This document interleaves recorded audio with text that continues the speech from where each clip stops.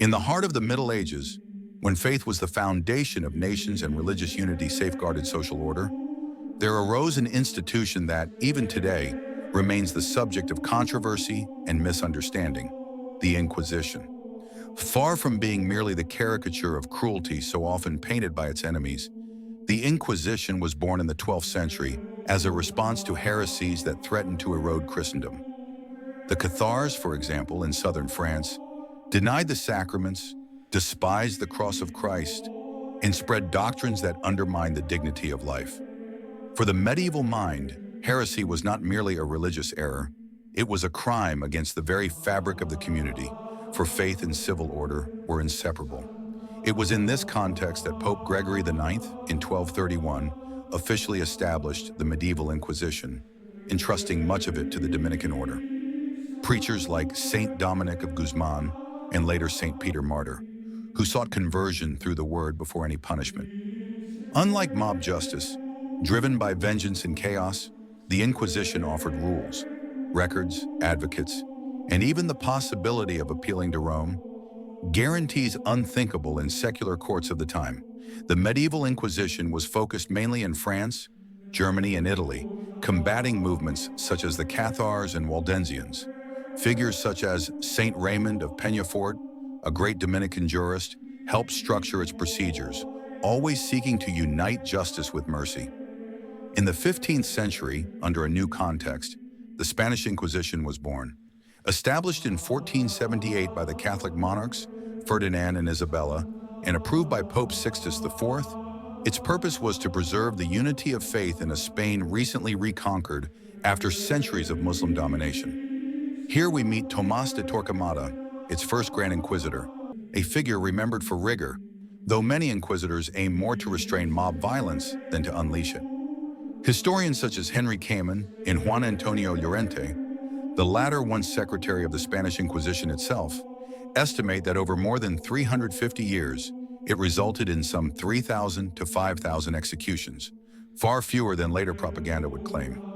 Soon after, in 1536, the Portuguese Inquisition was established, approved by Pope Paul III. Its focus fell largely on false converts from Judaism and Islam, who, according to contemporary authorities, secretly returned to old practices. Between 1536 and 1794, Portuguese tribunals carried out 31,457 trials, of which around 1,200 to 2,000 resulted in executions. Among its leaders was Cardinal Henry, later King of Portugal, who presided over the institution in its early years. It is important to note that the Inquisition acted only over the baptized. Catholics accused of formal heresy. Jews, Muslims, or atheists as such were not judged, unless they had converted and then abandoned the faith. And what of the myth of the witches burned by the Inquisition? The truth is very different. Inquisitors generally approached such accusations with skepticism. Often they acquitted those accused of witchcraft for lack of proof. It was in the Protestant civil courts, especially in Germany, England, and later in Salem, in the American colonies, where the greatest witch hunts and executions took place, not in the Catholic Inquisition. For the standards of its time, the Inquisition was far more protective than secular courts. The accused had a defender, could appeal to Rome, and procedures were strictly regulated. Torture, while permitted, as in every secular tribunal of that age, was restricted and controlled. Many punishments were spiritual: fasting, pilgrimages, wearing the San Benito penitential garment, or public penance. In comparison, the Protestant wars of religion in the French Revolution claimed hundreds of thousands of lives. The guillotine alone in Paris took over 16,000 souls in just a few months. We do not deny that abuses and errors occurred, born of human weakness, yet the Church does not hide her wounds. In the Jubilee year 2000, St. John Paul II, in a gesture of courage and humility, asked forgiveness for the sins committed by the children of the Church, including those linked to the Inquisition. As the Catechism reminds us, section 827, the Church, clasping sinners to her bosom, is at once holy and always in need of purification. Thus we must understand, the Inquisition was not a machine of terror, but a religious tribunal born in an age when faith and society were inseparable.